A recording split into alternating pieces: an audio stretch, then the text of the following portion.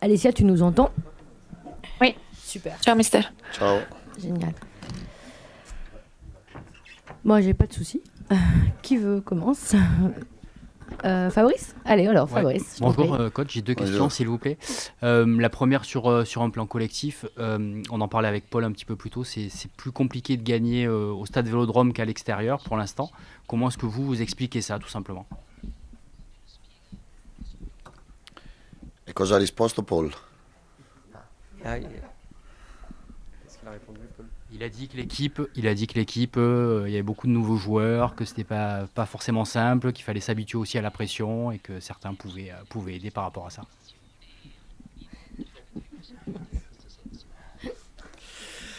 No, io penso che con Rams il primo tempo doveva finire 4-0 per noi. E poi siamo andati sotto e non siamo riusciti a vincere. Col Nizza abbiamo fatto una buona partita, no top partita, però una buona partita, abbiamo vinto meritatamente. Con l'Angers è stata una partita dove dovevamo far di più dall'inizio alla fine e potevamo vincere. E col Paris Saint-Germain i primi 20 minuti abbiamo giocato male e poi dopo la partita è stata condizionata. Non lo so, sicuramente siamo un'altra squadra in trasferta a oggi, ma l'obiettivo è quello che vogliamo, è far bene sempre, sia in trasferta sia al Velodrome davanti ai nostri tifosi. Io credo che arriveremo a fare partite come Toulouse, come Nantes, come Brest anche in casa. Questo è una cosa che vogliamo assolutamente tutti quanti. Alors, moi, je pense que le match contre Reims, comme je l'ai déjà dit, la première mi-temps, on aurait dû mener 4-0. Au final, on a encaissé un but, on n'a pas réussi à l'emporter. Contre Nice, c'était pas un match formidable, mais c'était quand même une victoire méritée. Contre Angers, c'est vrai qu'on devait faire plus du début à la fin. Contre le PSG, on a déjà parlé, on a mal joué les 20 premières minutes et après, voilà, le match était conditionné par l'infériorité numérique.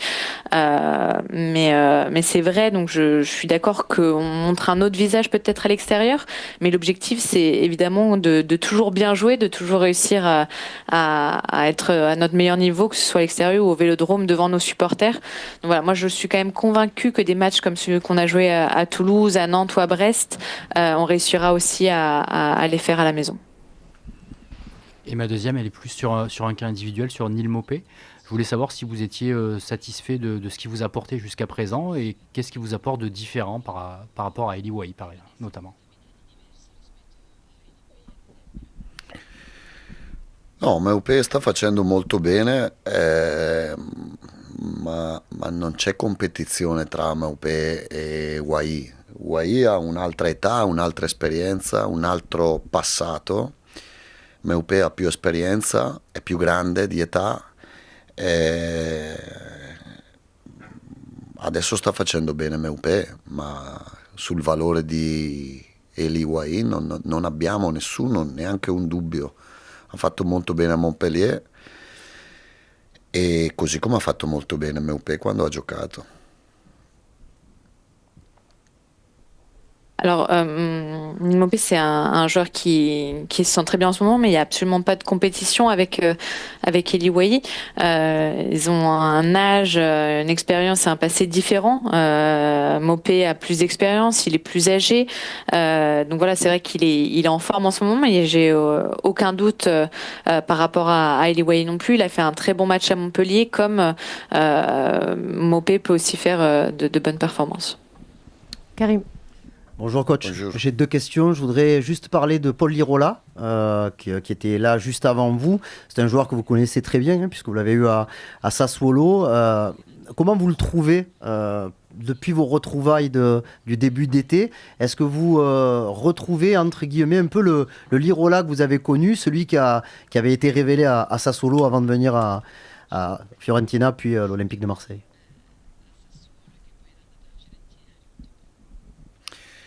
All'inizio dell'anno l'ho trovato un po' spento, un po' demoralizzato, probabilmente si aspettava di andare via, però io do le possibilità a tutti. E quello che ho ritrovato da quando lo allenavo 5-6 anni fa è un giocatore più maturo e ogni tanto va stimolato perché ha grandi qualità e va provocato un po', però sta facendo bene e sono contento perché è partito quasi dimenticato da tutti e invece nel calcio anche gli ultimi possono trovare spazio, lui era ultimo e adesso merita di giocare. Alors au début de la saison, c'est vrai que je l'ai trouvé un petit peu éteint entre guillemets, un peu démoralisé, peut-être parce qu'il pensait partir, mais moi j'essaie toujours de donner une possibilité à tout le monde. Par rapport aux joueurs que j'ai connus il y a 5-6 ans, je pense qu'il est plus mature. Après parfois il faut le stimuler, il a énormément de qualité, mais il faut voilà un peu le provoquer. Mais dans l'ensemble, là, je pense qu'il se sent bien. Je suis content de ce qu'il fait. Je suis content aussi de voir qu'un joueur qui était un peu oublié, mis de côté, réussit à retrouver sa place. Et je pense que c'est aussi quelque chose qui est beau dans le foot, c'est que même les derniers peuvent retrouver une place sur le terrain. Et de fait, lui, il était voilà peut-être dans ces derniers, et maintenant il mérite absolument cette place. Et vous marquez beaucoup de buts depuis le début de la saison. Deuxième attaque du championnat, je crois 23. Mais il me semble qu'il n'y a aucun but. Tous les buts ont été marqués dans le jeu, dans des phases de jeu, que ce soit attaque placée, contre-attaque, transition. Vous ne marquez pas sur coup de pied arrêté. Est-ce que pour vous, c'est une interrogation? Est-ce que c'est un problème? Comment vous les travaillez? Parce que vous en avez quand même pas mal des solutions sur coup de pied arrêté, que ce soit corner ou coup franc. Je ne parle pas des pénaltys qui ont été marqués.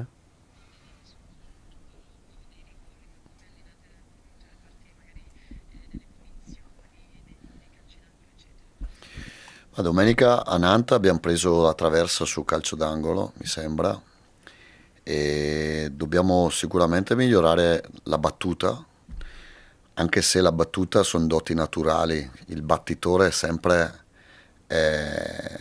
una qualità naturale del giocatore, si fa fatica ad allenarla, però Merlin, Mason Greenwood, Harit quando gioca sicuramente devono calciarli meglio. Ci stiamo lavorando, l'importante è che facciamo gol. Io credo che 23 gol sono ancora troppo pochi per quello che possiamo fare in 10 partite, potevamo farne molti di più. Io credo che giocare bene aiuti a segnare di più, ma giocare bene aiuti anche a difendere meglio. Adesso dobbiamo velocemente cercare di avere più controllo della partita, perché quando non hai controllo subisci contropiedi. Il primo tempo di Nantes non possiamo concedere 2 occasioni da gol al Nantes, le abbiamo concesse perché la fase di possesso non è stata buona, è stata in quelle occasioni non è stata buona, e quindi giocare meglio vuol dire far più gol e subirne meno. Alors dimanche, je pense que contre Nantes, on a pris la transversale à un moment sur corner. Quand même, après, c'est sûr qu'il vaut mieux faut qu'on réussisse à mieux tirer sur ces coups de pied arrêtés, mais je pense que ça vient aussi au niveau de la qualité naturelle du tireur. C'est-à-dire que c'est quelque chose qui est difficile à entraîner. Après, évidemment que quand Merlin, Harit ou Greenwood, quand ils sont sur le terrain, doivent mieux tirer. On peut encore s'améliorer, mais ce qui est important au final, c'est de marquer des buts, peu importe la façon dont ils sont marqués. 23 buts en 10 matchs, c'est bien, mais c'est encore trop peu pour ce qu'on veut faire. Donc vraiment, il faut se rappeler ce concept de bien jouer. Si on arrive à bien jouer, on marquera plus, mais ça nous aidera aussi à mieux défendre. Donc avoir plus le contrôle du match. Sinon, on risque de subir des contre-attaques. Voilà, contre Nantes, par exemple, en première mi-temps, si je me trompe, on leur a concédé 2 occasions de but parce que la phase de possession de ballon qu'on avait à ce moment-là n'était pas bonne. Et donc ça, c'est quelque chose qui doit encore être amélioré. Et voilà, si on joue mieux, on réussira à marquer plus de buts et en encaisser moins. Stan. Oui, bonjour. Bonjour. Je reviens s'il vous plaît sur le cas Mopé-Wai. Vous aviez dit en début de saison qu'il y avait tout de même une hiérarchie, c'est-à-dire que Wai était le numéro 1. Je voulais savoir si c'était toujours le cas ou si Mopé avait un peu comblé cet écart. Et de façon plus générale, je voulais savoir si vous leur demandiez la même chose. En fait, on voit que votre système ne change pas fondamentalement selon que c'est Wai ou Mopé qui joue en pointe. Pour autant, ils n'ont pas le même profil. Donc, est-ce que vous avez des demandes spécifiques quand c'est l'un qui joue ou quand c'est l'autre qui joue? Merci.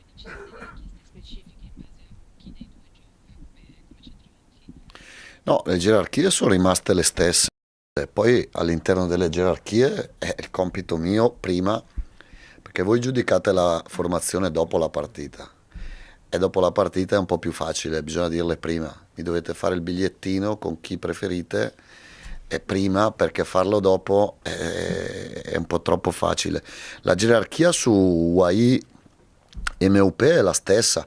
Poi devo capire la condizione fisica, la condizione mentale, lo stato di forma, ma su UAI sono sempre innamorato di UAI giocatore, delle qualità di UAI giocatore.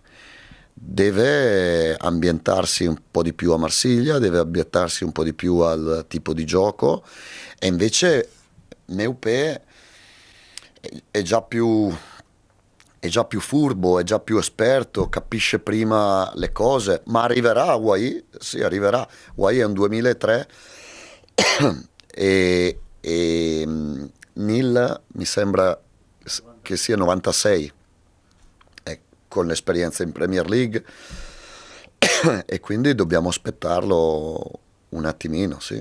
Le caratteristiche, sai, il 9 deve far gol e deve sapere anche giocare e deve sapere anche pressare, perché anche questa è una cosa che ancora non mi sta piacendo. Non siamo ancora continui, non siamo ancora intensi nella pressione che dobbiamo portare 90 minuti. Alors non, la hiérarchie reste la même. Après, moi, c'est mon devoir de faire les choix avant, parce que vous jugez après le match.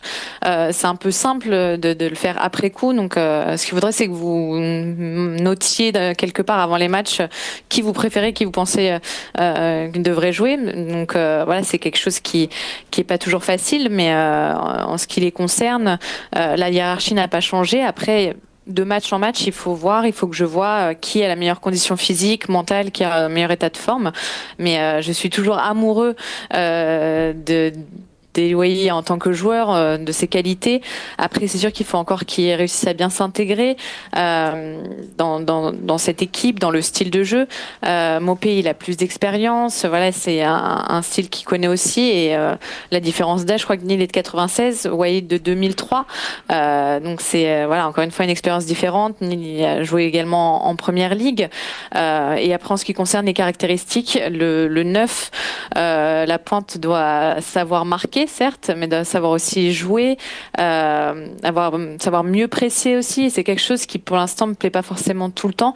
C'est-à-dire que je pense qu'on n'est pas encore assez constant, on n'est pas encore assez intense dans ce pressing tout au long des 90 minutes. Mathieu. Coach, bonjour. Bonjour.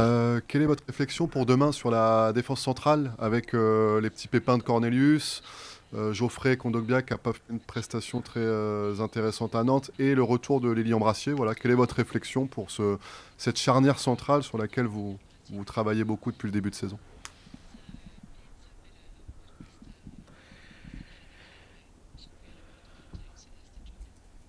Sì, adesso stiamo giocando con la difesa con 2 centrali, non più a 3.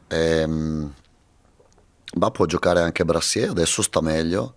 Se ha giocato con Dobbia è perché lo vedevo meglio di Brassier e lo vedevo meglio di Cornelius. so benissimo che non è un difensore centrale, Kondogbia, però so anche che dai difensori centrali parte tutta l'azione, quindi i difensori centrali devono avere personalità, coraggio, devono voler la palla, devono comandare il gioco, devono tenere la linea alta, devono chiamare la pressione. Quando la palla ce la rulli, devono aprirsi per farsi dare la palla, e Kondogbia mi dava qualche garanzia di più rispetto agli altri due, ma non è detto che non giocheranno. Io credo che Brassier stia migliorando, spero proprio che stia migliorando. Anche lui ha avuto qualche problema fisico, qualche problema di ambientamento, però è un altro giocatore come Wai che nella mia testa a inizio anno era titolare. Poi dopo devo fare delle scelte prima della partita e delle scelte secondo quello che penso sia la soluzione migliore. Parce que sur la personnalité, le courage que vous dites souvent sur Kondogbia, ce rôle de commandant un petit peu, vous avez quand même normalement Léo Balerdi pour ça, je pense, qui est capitaine, qui devait prendre vraiment une place importante dans votre projet. Il n'assume pas encore assez ce rôle de commandant, du coup, si je vous suis de la défense.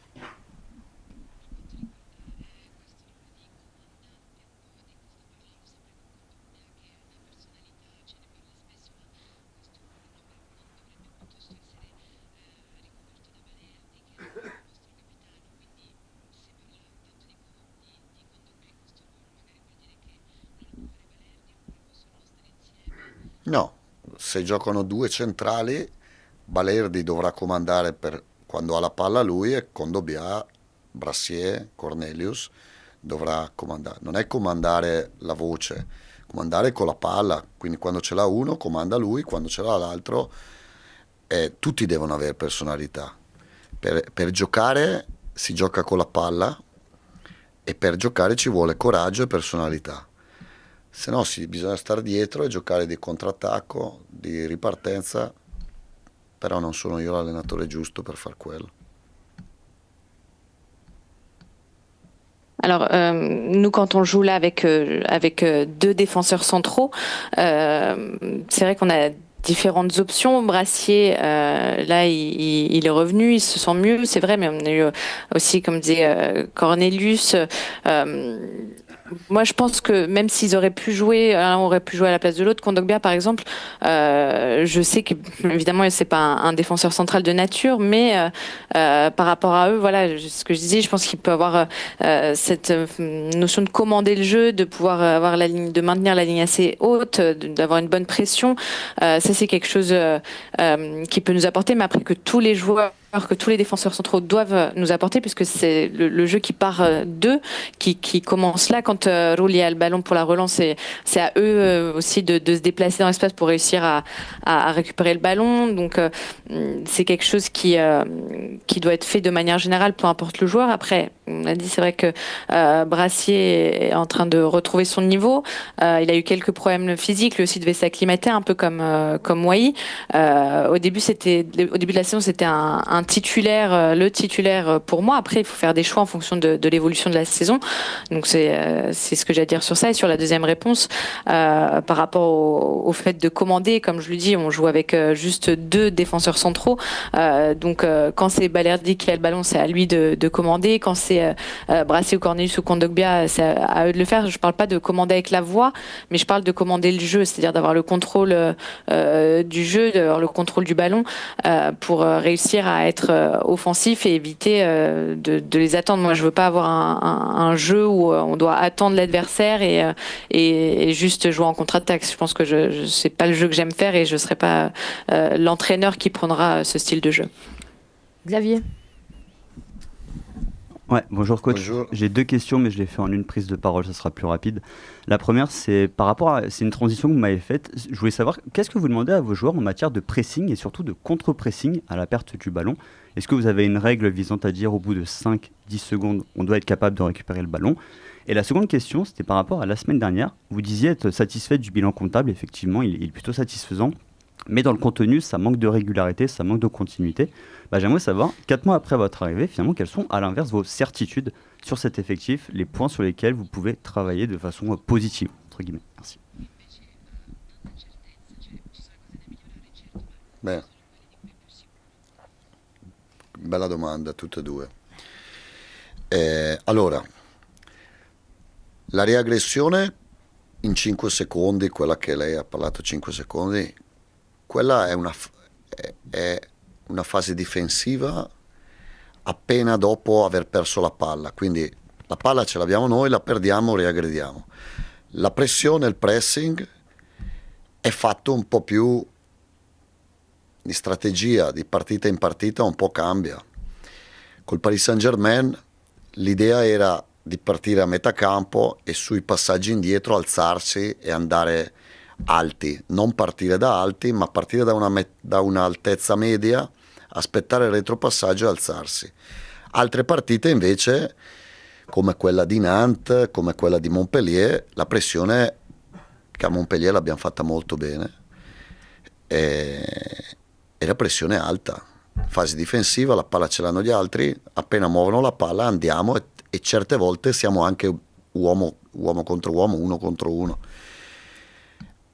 E lì bisogna farla meglio, perché quando l'abbiamo fatta bene abbiamo avuto dei vantaggi e quando l'abbiamo fatta male siamo andati in difficoltà.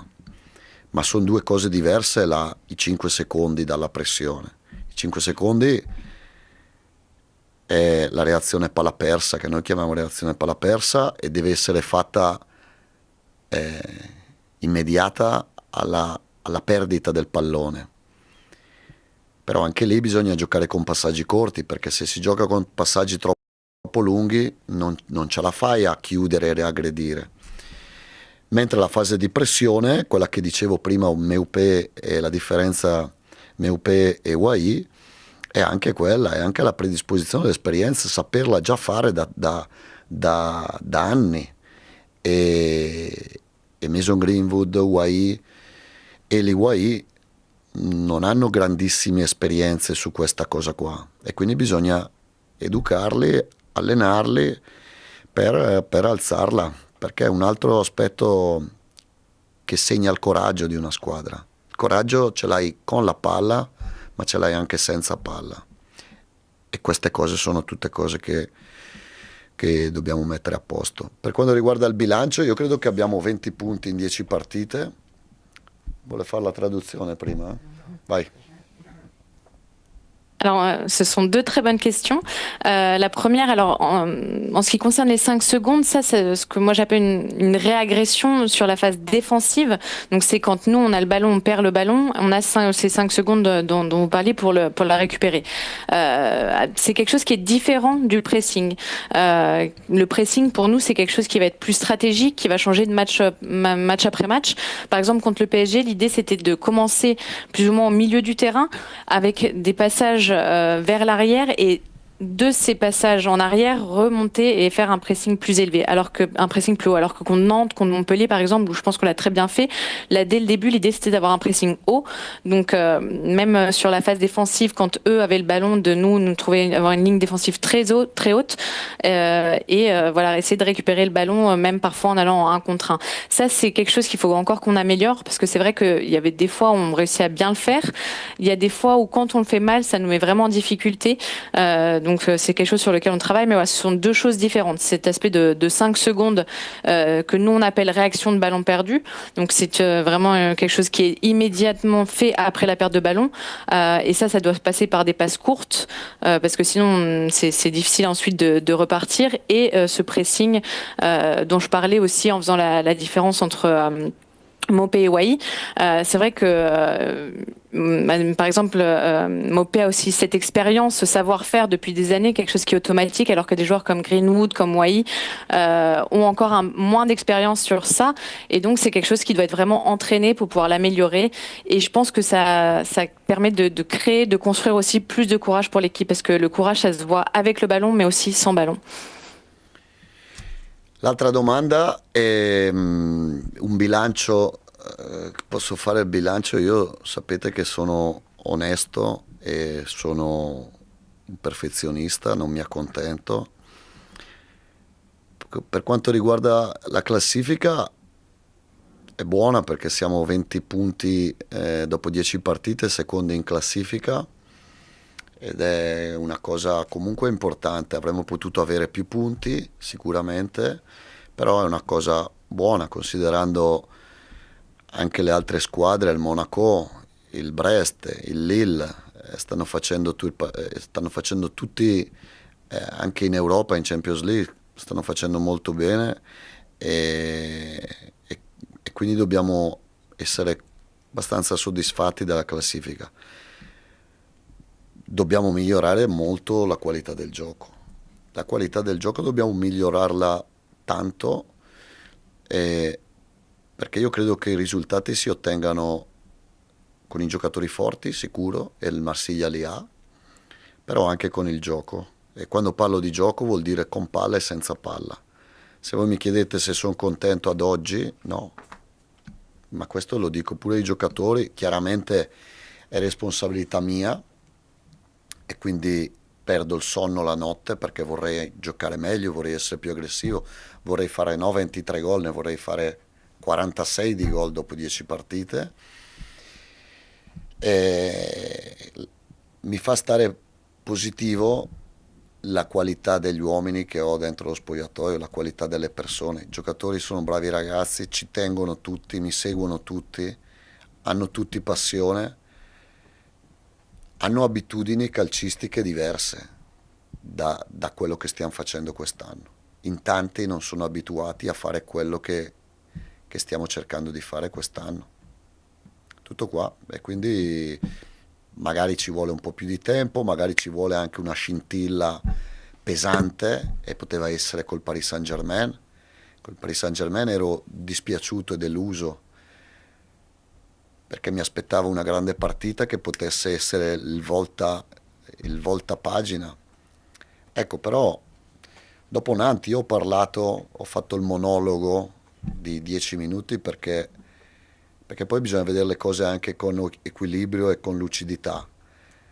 E io credo che 20 punti in 10 partite, secondo posto, nella Ligue 1 di quest'anno, con il Brest che ha 10 punti in Champions League, il Monaco che ha 10 punti in Champions League, il Lille che vince con Real Madrid e in casa dell'Atletico Madrid, il Nizza che è una squadra forte, il Lione che ha speso tanto, e noi in questo momento siamo secondi e abbiamo appena iniziato a costruire. Secondo me bisogna essere realisti e abbastanza contenti. Questa è l'opinione mia. Poi voi potete scrivere quello che volete e tutti possono pensare quello che vogliono. Non ho 20 anni e ho l'esperienza per capire, però a me il pensiero non me lo cambiate. Alors, en ce qui concerne le bilan, moi je vais être honnête, vous le savez, je suis un perfectionniste, je ne me contente pas des choses, mais au niveau du classement, purement du classement, je pense que on est plutôt bon, je veux dire deuxième au classement, c'est quand même quelque chose d'important. C'est vrai que j'aurais aimé avoir plus de points, mais je pense que en vue des équipes aussi qui sont derrière nous, Lille, Monaco, Brest, qui sont en train de faire des parcours en Ligue des Champions vraiment très bons, on peut retenir que c'est plutôt satisfaisant. Moi, je me retiens assez satisfait. Après, ce qu'il faut améliorer, c'est la qualité du jeu. C'est sûr que voilà, les résultats, je pense que ça arrive avec des joueurs forts et l'OM a des joueurs qui sont forts, mais ça passe aussi par le jeu avec et sans ballon. Donc, si vous me demandez aujourd'hui est-ce que je suis content, la réponse c'est non. Mais c'est quelque chose que je dis aussi aux joueurs, ils le savent. C'est ma responsabilité. J'en dors pas forcément la nuit. Voilà, de ces 23 buts, moi, j'aimerais qu'on en ait 46 après 10 journées. Donc forcément, il y a des choses à améliorer, mais je reste positive parce que voilà, je connais la qualité de l'effectif. Vraiment, ce sont de bonnes personnes, des personnes qui m'écoutent, passionnées, qui suivent ce que je dis. Après, ce qu'il faut changer, ce sont un peu les habitudes footballistiques, c'est-à-dire qu'ils sont habitués à des choses différentes que ce qu'on fait cette saison. Et donc, ça prend du temps peut-être, qu'il aurait fallu avoir une étincelle. cette étincelle, moi je pense qu'elle aurait pu arriver contre le PSG. C'est pour ça que j'étais aussi déçue et triste de cette défaite. Je pense que ça aurait pu vraiment, en cas de victoire, marquer un peu un carrefour dans notre saison. On puisse définitivement tourner la page sur ce qui était passé. Mais après Nantes, j'ai fait un monologue de 10 minutes un petit peu, mais pour parler avec équilibre et lucidité de ce qu'on est en train de faire. 20 points en 10 matchs, deuxième au classement. Quand on voit Brest, Monaco qui ont 10 points en Ligue des Champions, Lille qui l'emporte contre le Real, contre l'Atlético à Madrid, Nice qui est aussi très fort cette saison, Lyon qui a beaucoup investi, de voir objectivement qu'on est deuxième devant ces équipes, je pense que il faut être réaliste et on peut dire qu'on est satisfait. Donc moi je suis plutôt content. Voilà. Après vous pouvez penser ce que vous voulez, ça reste mon opinion. Mais voilà, moi j'ai pas 20 ans, je pense que je sais ce que je fais et difficilement vous me ferez changer d'avis. On finit avec toi. Allez, les dernières questions. Coach, bonjour. 2 questions. La première, sur vos 10 premiers matchs, vous avez 10 compositions d'équipes différentes au départ. Est-ce que c'est un problème pour vous, justement, dans le fait de faire progresser votre équipe ou est-ce que, parce qu'il y a un seul match par semaine, ou est-ce que, au contraire, ça fait jouer la concurrence et c'est important également? Quel est votre avis sur cette question précise, s'il vous plaît?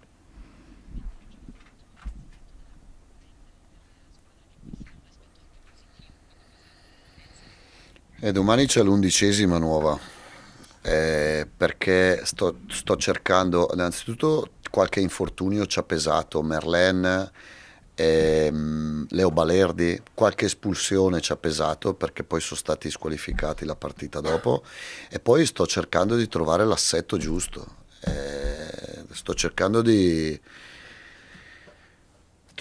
trovare l'assetto sia tattico sia l'assetto di giocatori giusti, che cerco di mettere i giocatori nelle proprie posizioni, nelle posizioni migliori, e considerando lo stato di forma sto cambiando anche un po' per quello. Non sono uno che cambia spesso, però qua mi trovo obbligato a farlo. Alors, vous disiez qu'il y en avait 10. Demain, il y aura la 11e composition différente. Pourquoi? C'est vrai qu'il y a eu des blessures qui ont pesé. Par exemple, les absences de Merlin, de Balerdi, des expulsions aussi, puisque les joueurs étaient suspendus le match d'après. Donc moi, j'essaie toujours de trouver les meilleurs réglages, les meilleures dispositions, tant au niveau tactique qu'au niveau des joueurs, les meilleurs joueurs et les positionner aussi le mieux possible sur le terrain, dans leur position ou au poste dans lesquels ils se sentent le mieux. Mais il faut aussi évaluer l'état de forme de chacun. Donc voilà, moi je suis de base un entraîneur qui ne change pas souvent, mais ici c'est vrai que j'étais un peu obligée de le faire. Et une question sur les mises au vert. Toutes les veilles de match, en général, vos joueurs, vous les avez ici à la commanderie. Vous êtes de l'école italienne. On sait qu'il y a beaucoup de mises au vert aussi en Italie. Est-ce que c'est un vrai choix parce que vous venez d'arriver, c'est un groupe que vous découvrez? Est-ce que c'est important et pourquoi ces mises au vert, s'il vous plaît, qui avaient un petit peu disparu du foot de haut niveau ces dernières saisons?